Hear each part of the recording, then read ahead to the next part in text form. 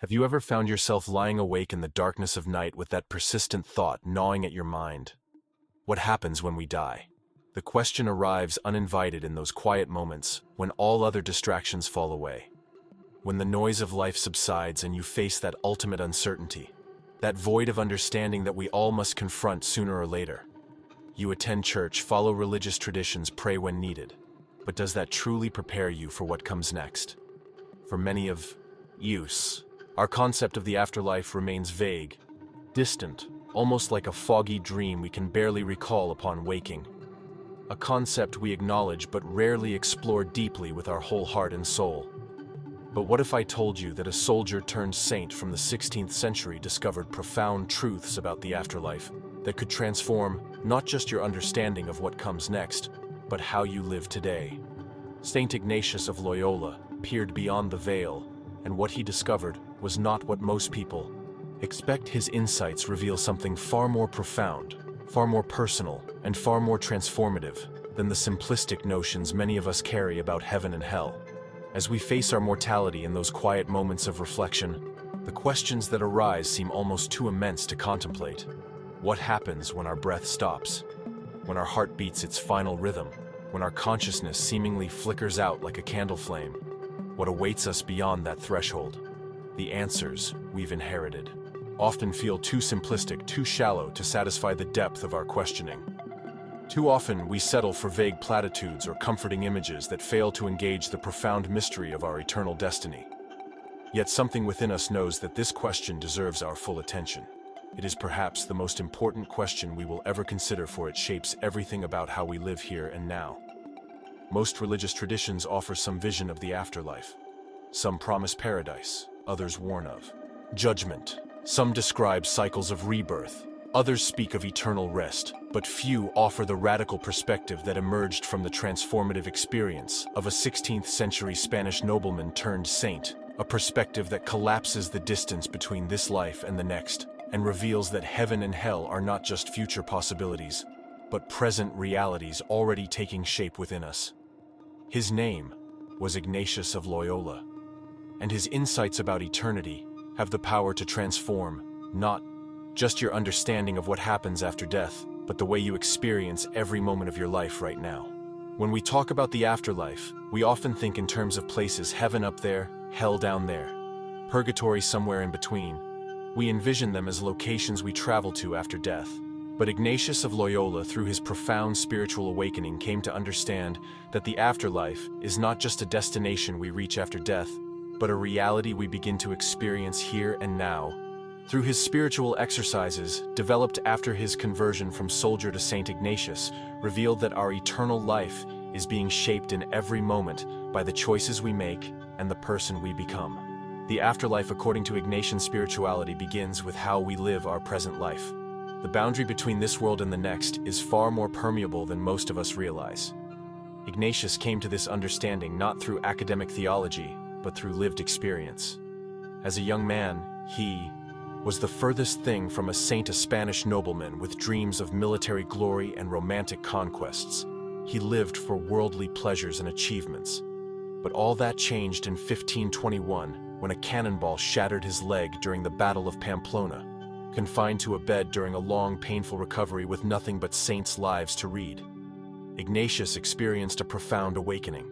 He began to notice something that would become central to his understanding of eternal life. He observed that when he fantasized about returning to his old life of glory and romance, he initially felt pleasure, but afterwards was left feeling empty and dissatisfied. However, when he contemplated imitating the saints and serving God, the joy he experienced lasted, endured, deepened. This observation about different spirits influencing our souls became the foundation of his teachings on discernment and his understanding of how heaven and hell begin to manifest in our present experience. What Ignatius discovered through this experience was revolutionary in its simplicity. Heaven isn't just a reward we earn. Hell isn't just a punishment we avoid. They are states of being that begin to take shape within us now. This is why Jesus spoke so often of the kingdom of heaven being at hand or within you. Ignatius realized that eternity breaks into time in every moment of our lives. The choices we make today are not just steps toward heaven or hell. They are the beginning experiences of those realities. Heaven and hell start now in how we live, love, and orient our hearts.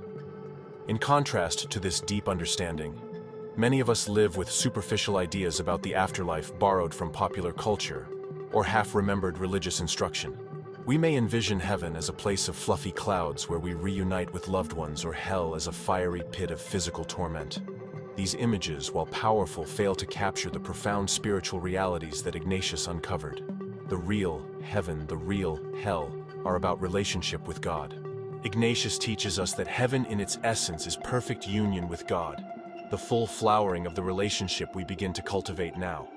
And hell is ultimately the state of being definitively separated from God, the culmination of a life lived turned away from divine love.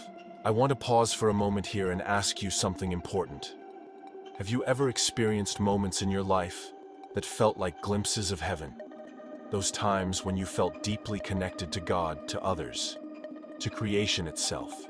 Moments of profound peace, joy, or love that seem to transcend ordinary experience. Or conversely, have you known times that felt like a taste of hell? Periods of emptiness, meaninglessness, isolation, or spiritual desolation when God seemed absent or distant. If this resonates with you, I invite you to share in the comments with the words "I have glimpsed eternity" and briefly describe your experience. Your comment might be exactly what someone else needs to read today to recognize the eternal breaking into their own life. Sometimes simply naming these moments helps us become more aware of how the afterlife is already touching our present reality. These experiences of heaven and hell breaking into our temporal reality are not just subjective feelings or emotional states. They are genuine encounters with eternal realities. Saint Ignatius would describe them as moments when the veil between time and eternity grows thin, allowing us to sense more directly the presence or absence of God. The mystics, throughout Christian history, have testified to these experiences. Saints like Teresa of Avila, John of the Cross, and Ignatius himself described both the profound consolation of divine presence and the painful desolation of apparent absence. These are not merely psychological phenomena, but authentic spiritual experiences that give us glimpses of eternal realities. Consider for a moment the most profound experience of love you have ever known. Perhaps it was holding your newborn child for the first time, or being fully known and accepted by someone who sees you at your most vulnerable. Maybe it was a moment in prayer when God's love seemed to pour into you like warm light, filling every corner of your being. In these moments, we experience something that transcends our normal understanding of time and space. We touch something eternal, something that feels like it has always existed and always will. And indeed, Ignatius would say that in these moments we are experiencing a foretaste of heaven, not as a far-off destination, but as the reality of perfect love that God has always intended for us. Ignatius developed his understanding of the afterlife through what he called the principle and foundation, a cornerstone of his spiritual exercises. In it, he states that humans are created to praise, reverence, and serve God, and by doing so to save their souls. All other things on earth are created to help us achieve this purpose. Therefore, we should use them only insofar as they help us toward our end, and free ourselves from them insofar as they hinder us. What appears at first glance to be a simple statement about life, purpose reveals something profound about the afterlife. Our eternal destiny is bound up in our fundamental orientation toward God. The afterlife is not arbitrary. It's the natural culmination of the spiritual direction we set in life. This understanding transforms how we view everyday choices. If heaven and hell begin now, then every decision becomes monumentally important. Not because God is keeping a ledger of rights and wrongs, but because each choice either opens us more fully to God's presence or turns us further away.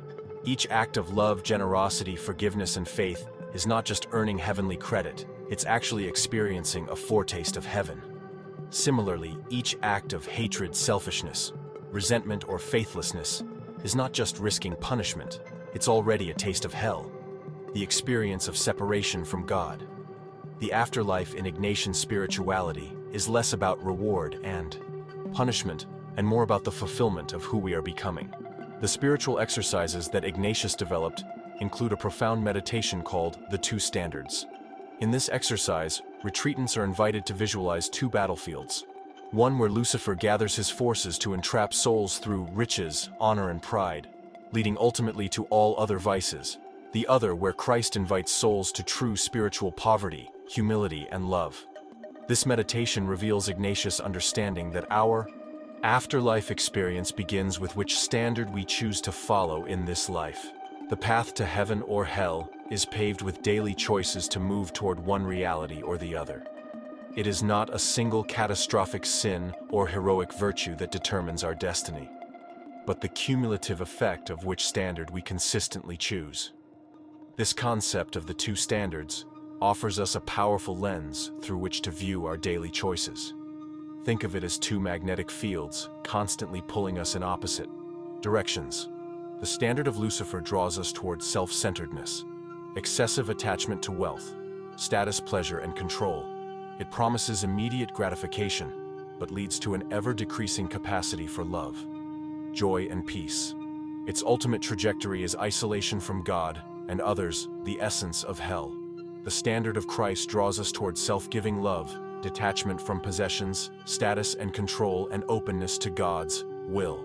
This path often involves sacrifice and delayed gratification, but leads to an ever-increasing capacity for love, joy, and peace.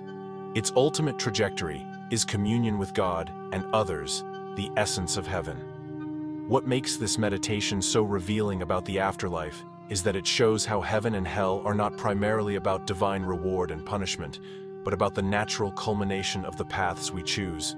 When we consistently follow the standard of selfishness, pride, and excessive attachment, we are cultivating a self that becomes increasingly incapable of the self-giving love that constitutes heavenly existence. We develop spiritual cataracts that make it increasingly difficult to recognize God, even when standing directly in the divine presence. By contrast, when we follow the standard of Christ, we develop the spiritual capacity to recognize and receive divine love. We become the kind of being that can experience the unfiltered presence of God as joy rather than pain. Theologians throughout Christian history have debated the nature of time and eternity. Saint Augustine famously noted that God exists outside of time in an eternal present, where past, present, and future are simultaneously experienced. What Ignatius adds to this understanding is the profound insight that through our spiritual lives, we can begin to participate in this eternal reality now. Through prayer, contemplation, and living according to God's will, we don't just prepare for eternity, we begin to experience it. The veil between heaven and earth, between time and eternity, becomes increasingly transparent for those who have eyes to see and ears to hear.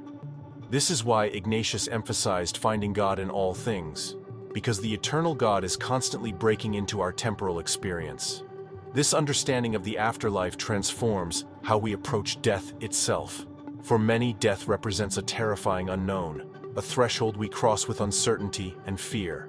But in Ignatian spirituality, death is not primarily an ending, but a fulfillment, a completion of what has already begun. Death becomes not a leaping into the unknown, but a full revealing of the reality we have already been living toward.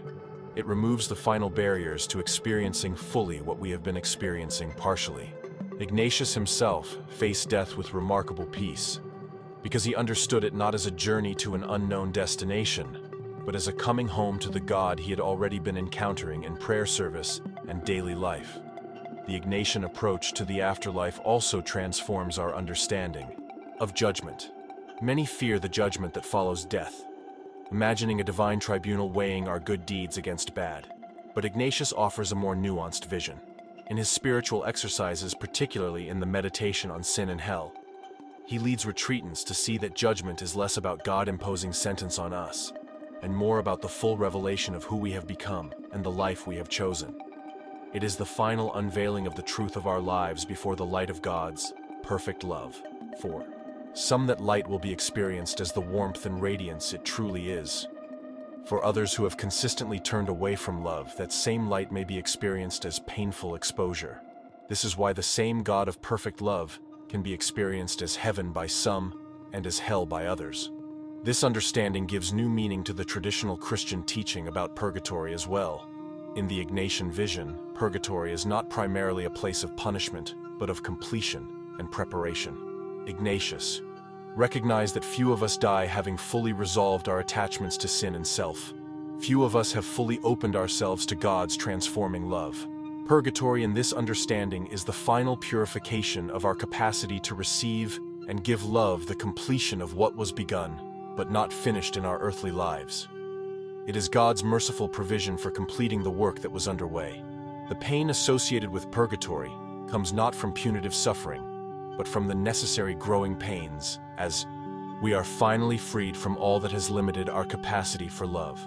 One of the most profound aspects of Ignatius' understanding of the afterlife comes through his teaching on what he called consolation and desolation. These terms describe spiritual states that we experience in this life, but they also point toward eternal realities. Consolation is the experience of being filled with God's presence, feeling love, faith, and hope growing in things. Spiritual desolation, by contrast, is the experience of turning away from God, feeling distant darkness, doubt, and a pulling toward worldly things. These states are not just emotional ups and downs, but genuine spiritual experiences that give us glimpses of heavenly communion or hellish separation. Ignatius teaches that by paying attention to these movements within our souls, we can begin to navigate toward our eternal home. Another key to Ignatius' view of the afterlife lies in his concept of detachment. Ignatius taught that we must hold all created things lightly, being attached ultimately only to God and God's will. This detachment is not about rejecting the goodness of creation, but about rightly ordering our loves, recognizing that only God can fulfill our deepest longings. This teaching reveals something profound about the afterlife, the things we cling to most desperately in this life. Wealth, status, pleasure, security, even relationships, if loved in disordered ways, will not follow us into eternity. What will endure is the love we have cultivated, the person we have become in relationship with God. Ignatius challenges us to ask, are we becoming the kind of person who can exist joyfully in God's unfiltered presence for eternity? A presence where all illusions are stripped away and only love remains. Ignatius' vision of the afterlife also includes a surprising element of mission. The afterlife is not a passive state of rest, but an active participation in God's ongoing work, in the contemplation to attain divine love, the culminating prayer of the spiritual exercises. Retreatants are invited to consider how God labors and works on their behalf in all created things. Ignatius believed that in eternity we continue to participate in this divine labor, albeit in transformed ways. Heaven is not retirement from God's mission, but full participation in it. This explains why Ignatius founded an active order rather than a contemplative one. He believed we prepare for heaven by uniting contemplation and action, now learning to find God in all things and to serve God in all we do. This continues and is perfected in the afterlife. This understanding stands in stark contrast to the passive images of the afterlife that many carry, playing harps on clouds or floating in disembodied bliss. Ignatius knew from his own mystical experiences that communion with God energizes rather than sedates. It does not diminish our uniqueness or activity, but enhances and perfects it. Saint Ignatius had a vision near the river Cardinor, where he received profound insights into the nature of the Trinity and creation. He described afterward that all things appeared new to him. This newness, this fresh perception, is part of the heavenly reality. Ignatius glimpsed seeing all things in their true relation to God, and therefore seeing them as they truly are. Eternity will be an ever-deepening discovery of the infinite God, an adventure of love that never grows stale. The implications of Ignatius' understanding of the afterlife for how we live now are enormous. If heaven and hell begin in this life, then everyday decisions take on eternal significance. Not because God is tallying our merits, but because each choice forms us more deeply in love or in its absence. We are becoming heavenly or hellish persons with each decision. Ignatius invites us to regular examination of conscience, not primarily to count sins, but to notice the direction of our spiritual movement. Are we growing in capacity to love God and others? Are we becoming more free from disordered attachments? Are we developing the spiritual senses that will allow us to experience God more fully, both now and in eternity? These questions matter because they reveal the eternal trajectory of our souls. Consider how this transforms our approach to everyday life. Work becomes not just earning a living, but an opportunity to participate in God's creative and sustaining action in the world. Relationships become schools of love, where we practice the giving and receiving that will characterize eternal communion with God and others. Even suffering takes on new meaning, not as meaningless pain, but as potential participation in the redemptive self-giving of Christ. An Ignatian view of the afterlife transfigures ordinary experience, revealing its eternal dimensions. Each moment becomes charged with meaning as we recognize it as preparation for and already the beginning of eternal life. Ignatius also recognized the communal nature of the afterlife. Heaven is not a private experience but a shared communion. The saints before us pray for and encourage us, what we call the communion of saints. This community transcends death. The relationships we form in love will be transformed and perfected, not destroyed in the afterlife. This is why Ignatius emphasized communal discernment and mission. He understood that we are saved not as isolated individuals, but as members of Christ's body. This communal dimension is essential to understanding the Ignatian view of the afterlife. We are preparing not just for individual beatitude, but for perfect community. Each act of genuine love and service builds the capacity for eternal communion. This communal understanding transforms how we view our responsibility to one another as well. For Ignatius, salvation was never just about saving one's own soul. The love of God necessarily overflows into love of neighbor and care for creation. Our eternal destiny is bound up with how we respond to the needs of others, especially the poor, marginalized, and suffering. The way we treat the least of these is the way we treat Christ himself, and therefore impacts our eternal communion with God. When we ignore the suffering of others, we are already experiencing a kind of hell, the isolation of self-concern. When we respond with compassion and justice, we taste heaven, the communion of shared love. This is not works righteousness, but the natural expression of a soul being transformed by God's love. Ignatius' approach to the afterlife also offers hope for those who struggle with religious doubt or find traditional religious language inadequate.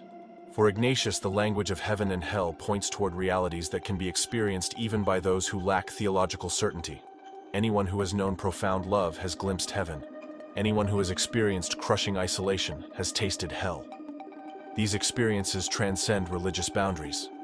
The fundamentals of Ignatian spirituality, noticing what brings true peace rather than momentary pleasure, cultivating interior freedom, attentive listening to one's deepest authentic desires. These practices lead toward life regardless of one's theological framework. Ignatius offers a spirituality of the afterlife that speaks to universal human experience. For those struggling with scrupulosity or religious anxiety, Ignatius offers particular comfort. His own journey included periods of extreme scrupulosity, concern that he had never confessed his sins adequately, torment over whether he was doing enough to please God. He discovered through experience that God is not a harsh taskmaster looking for reasons to condemn, but a loving creator eagerly desiring our flourishing. The God Ignatius encountered wants to save far more than we want to be saved. This discovery transformed his understanding of the afterlife, from a fearful reckoning to a hopeful homecoming. While Ignatius never minimized the reality of sin and its consequences, he emphasized God's overwhelming mercy that constantly seeks our good. One of the most powerful Ignatian practices for understanding the afterlife is the exam, a daily prayer that involves reviewing one's day in God's presence, noticing where God was present and where one turned away from that presence. This simple practice develops our capacity to recognize eternal realities breaking into temporal experience. Regular practice of the exam cultivates what Ignatius called spiritual sensitivity, the ability to discern the movements of God's Spirit. This sensitivity is essential for experiencing heaven now and preparing for its fullness. The more attuned we become to God's presence in daily life, the more naturally we will enter the full experience of that presence in eternity. The exam is not just a helpful spiritual practice, it's training for eternal life. Another crucial Ignatian insight comes through his teaching on desires. Ignatius recognized that beneath our surface wants lie deeper, more authentic desires implanted by God himself. Our most profound desire, whether we recognize it or not, is for God. This understanding reveals something significant about the afterlife. Heaven is not the imposition of an alien reality, but the fulfillment of our deepest authentic longing. Hell, by contrast, is not primarily God's punishment, but the tragic state of being eternally alienated from what we most truly desire. This is why Ignatius encourages retreatants to get in touch with what they most deeply want. because properly understood, these desires are compass points directing us toward our eternal home. This brings us to another remarkable aspect of Ignatius' teaching on the afterlife, his understanding of freedom. Unlike some spiritual traditions that emphasize predestination or divine determinism, Ignatius placed enormous emphasis on human freedom. God respects our freedom so deeply that we can choose heaven or hell. Heaven is never forced upon us against our will. This understanding preserves both divine sovereignty and human dignity. God initiates, invites, enables, but never coerces our response. Each of us, through our choices, is writing the story that will continue into eternity. Freedom is God's greatest gift and greatest risk. True love cannot be programmed or predetermined. It must be freely chosen. This makes our eternal destiny not a foregone conclusion, but a genuine drama of love and freedom. Ignatius also offers wisdom about the particular judgment we face at death. He describes a meditation in which retreatants imagine standing before Christ at the moment of death, reflecting on the question, "What have I done for Christ? What am I doing for Christ? What will I do for Christ?" This meditation reveals the Ignatian understanding that the ultimate measure of our lives is our response to the love we have been shown. What matters most in the afterlife is not primarily moral perfection, but the relationship we have cultivated with God. Have we recognized God's love and allowed it to transform us? Have we responded to that love by how we live and love others? Our answers to these questions reveal more about our eternal destiny than any list of moral achievements or failures. This understanding of judgment differs significantly from popular conceptions that imagine God as a distant judge tallying our good and bad deeds on some cosmic scale. For Ignatius, judgment is not primarily about God deciding our fate, but about the full revelation of who we have become through our choices. When we stand before Christ at the moment of death, the question is not merely what we have done, but who we have become. Have we allowed ourselves to be shaped by divine love? Or have we consistently rejected that transforming presence? Have we oriented our lives toward God and others, or primarily toward ourselves? These questions cut to the heart of who we are, not just what we have done, and their answers reveal our capacity or incapacity for heavenly existence. For some, this understanding of judgment might seem even more daunting than traditional conceptions. After all, it suggests that no amount of last-minute repentance can instantly transform a lifetime of choices that have diminished our capacity for love. But here, Ignatius offers profound hope as well. His entire spirituality is built on the conviction that God is constantly working to draw us into deeper communion. Even in our resistance, God continues to invite. God never gives up on us. The question is not whether God wants us to experience heaven. God most certainly does. The question is whether we will allow ourselves to be prepared for that experience through consistent choices that increase rather than decrease our capacity for love. Ignatius understood from personal experience that this transformation is always possible. Until his conversion, he had lived entirely for worldly glory, honor, pleasure. His capacity for genuine love had been severely limited by self-centered pursuits. But through his encounter with divine grace, even this proud soldier could be transformed into a saint whose heart expanded to embrace all of humanity. This gives us hope that no matter where we find ourselves on the spiritual journey, transformation is possible. God wants our salvation more than we do. The divine love pursues us relentlessly, seeking to prepare us for the joy that awaits. But God will not force this transformation upon us. It requires our cooperation, our willingness to say yes to the love that seeks to transform us. When we understand judgment in this way, we recognize that it is not something that happens only at the moment of death, but something that occurs in every choice we make. Each decision either expands or contracts our capacity for love, opens or closes our hearts to God's presence, makes us more or less capable of heavenly existence. This is why Ignatius placed such emphasis on the examination of conscience, not primarily to count sins, but to notice the direction of our spiritual movement. Are we growing in faith, hope, and love? Are we becoming more free from disordered attachments? Are we developing the capacity to find God in all things? These questions matter eternally, because they reveal not just what we are doing, but who we are becoming. This Ignatian understanding of the afterlife ultimately leads us to a profound gratitude for the gift of time. We often think of time as the enemy of eternity, the relentless current carrying us toward death. But for Ignatius, time is God's merciful provision, giving us the opportunity to develop the capacity for eternal joy. Time is not the antithesis of eternity, but its preparation. The space in which we learn the language of heaven. The gift of temporal existence is precisely that. It allows for growth, development, transformation. It gives us the opportunity to become beings capable of giving and receiving infinite love.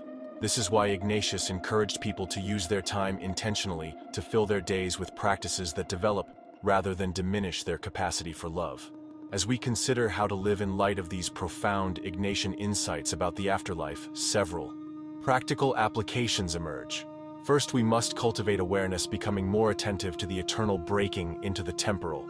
This means developing practices of mindfulness and prayer that help us recognize God's presence in everyday moments. Second, we need to grow in freedom from disordered attachments, recognizing that what we cling to most tightly may be exactly what prevents us from experiencing eternal joy. Third, we must engage in regular discernment, distinguishing between what leads toward life and what leads toward death in our choices. Finally, we need community companions on the journey who help us recognize heavenly realities we might miss on our own. Each of these practices deserves deeper exploration. Cultivating awareness, for instance, is not simply about being more observant in a general sense, but about developing what Ignatius called spiritual sensitivity, the capacity to notice God's presence in all things.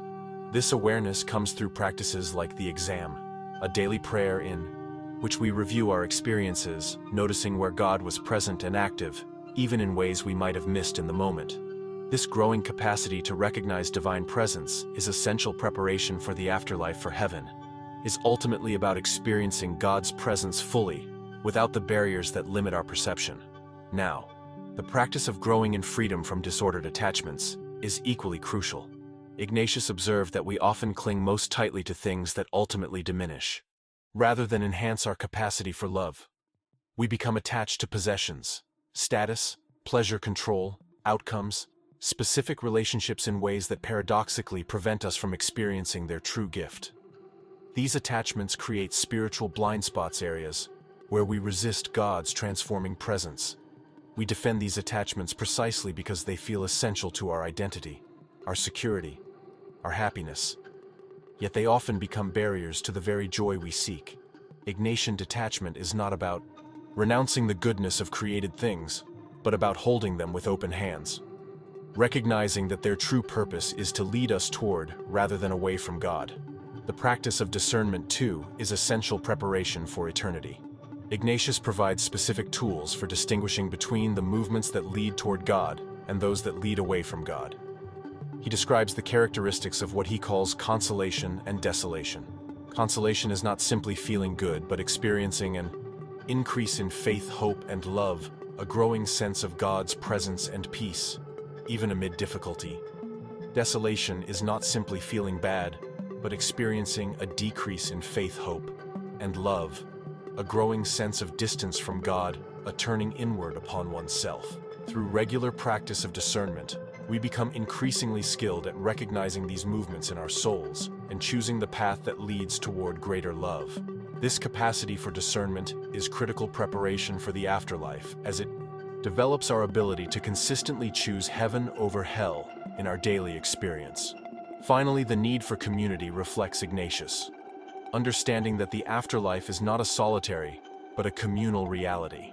Heaven is not about isolated souls, but about perfect communion with God and one another. We need companions on the journey who can help us see what we might miss on our own, who can challenge our blind spots, who can support us when the path grows difficult. The Ignatian approach to eternity is never individualistic, but always communal. We prepare for heaven by practicing the self-giving love that constitutes heavenly existence now. The relationships we form in authentic love are not temporary connections, but the beginning of eternal communion.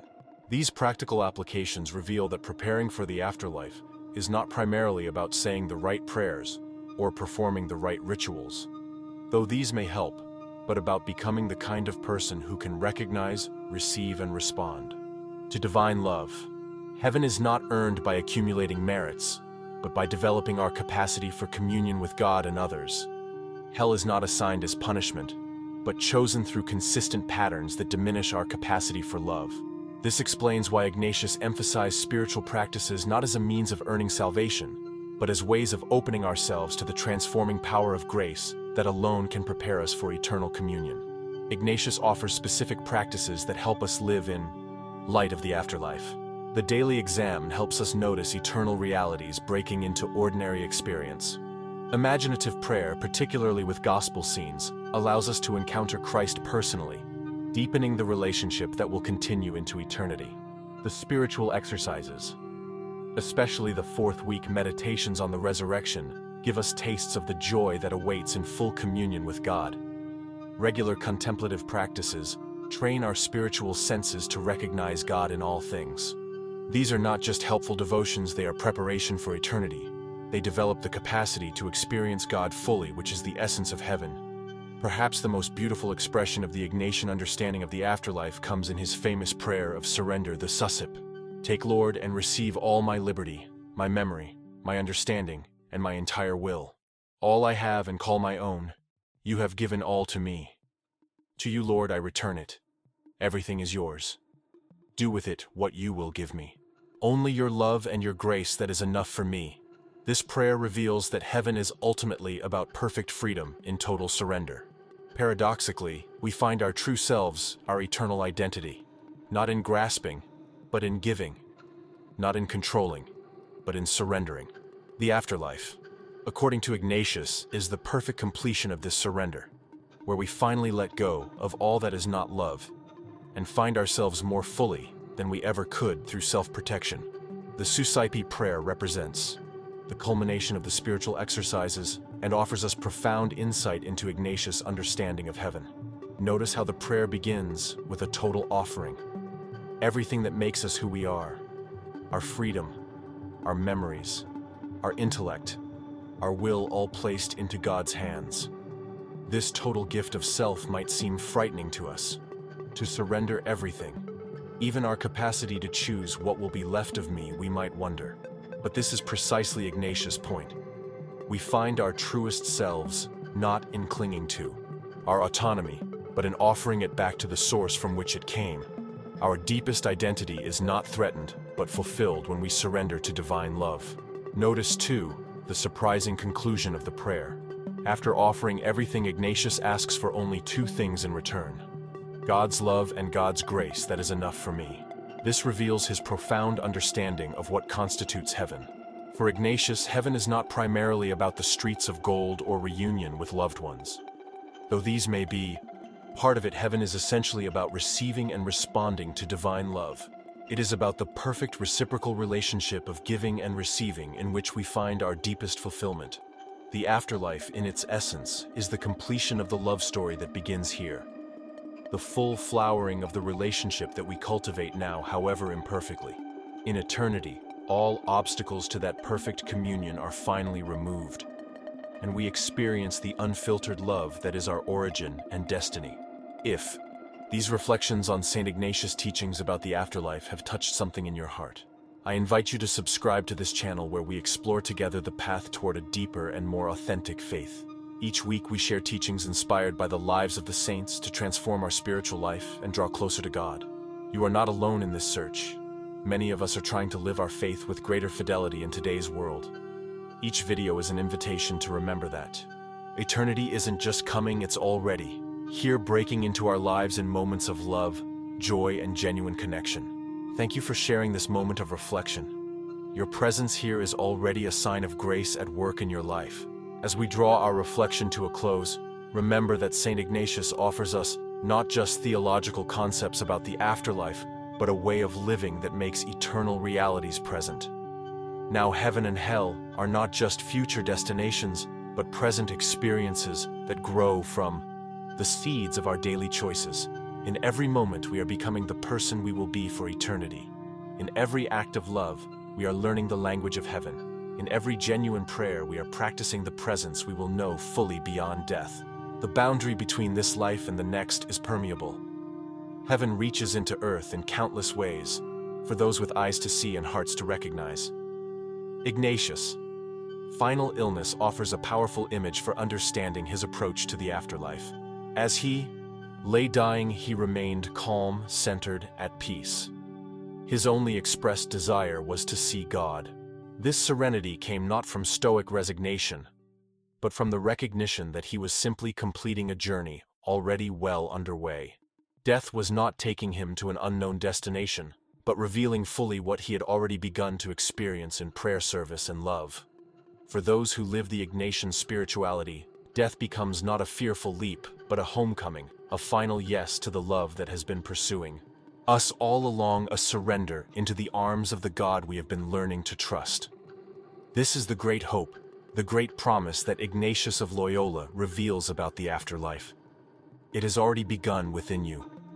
The eternal breaks into time in every moment of grace, every act of love, every yes to God. May we have eyes to see it, ears to hear it, and hearts open to receive it. For in the end, we will not just go to heaven. Heaven is coming to us, and if we pay attention, we can already feel its approach. If this video has helped you glimpse eternity in a new way, please consider giving it a like and sharing it with someone who might need this message.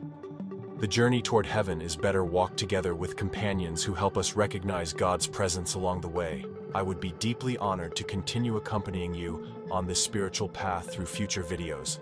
Remember that what makes this life meaningful is precisely its connection to eternity. Our time here, brief as it may be, carries infinite significance because it is the beginning of forever. May the God who transcends time but enters into it bless you as you continue your journey toward the fullness of life, both now and in the age to come. Thank you for giving me the gift of your attention today. Know that wherever you are in your spiritual journey, there is a God who sees you, knows you, and loves you beyond measure. That love is calling you toward an eternity more beautiful than you can imagine, and it all begins now. The wisdom of Saint Ignatius offers us a profound reorientation in how we understand our lives and our destiny. We do not merely live for a time and then arrive at eternity as something completely new and disconnected. Rather, eternity is already present in time, breaking through in countless ways for those with hearts attuned to recognize it. In every moment of genuine love, we taste heaven. In every act of self-giving, we participate in the divine nature. In every experience of beauty, truth, and goodness, we encounter reflections of our eternal home. The spiritual life is not primarily about earning a reward or avoiding punishment. It is about developing our capacity to recognize and receive the love that is our origin and our destiny. The love that has been pursuing us from the beginning and will welcome us at the end. As you go from this reflection today, I invite you to practice seeing with Ignatian eyes. Try to notice where eternity breaks into your ordinary day. Pay attention to those moments when love, joy, peace, or beauty touch you in ways that seem to transcend the merely physical and temporal. In those experiences, you are not imagining things. You are catching glimpses of your true home. You are experiencing foretastes of heaven. And likewise, when you encounter hatred, ugliness, discord, or despair, recognize these too as significant. They are warnings, shadows of the hell that begins whenever we turn from love. These experiences matter eternally. They are not separate from your afterlife. They are its beginning. The eternal journey has already begun. The question is not whether you will experience the afterlife, but what kind of afterlife you are already creating through your choices, your loves, and the person you are becoming. May the God who created you for eternal communion guide you every step of the way, and may you recognize that divine presence walking with you even now.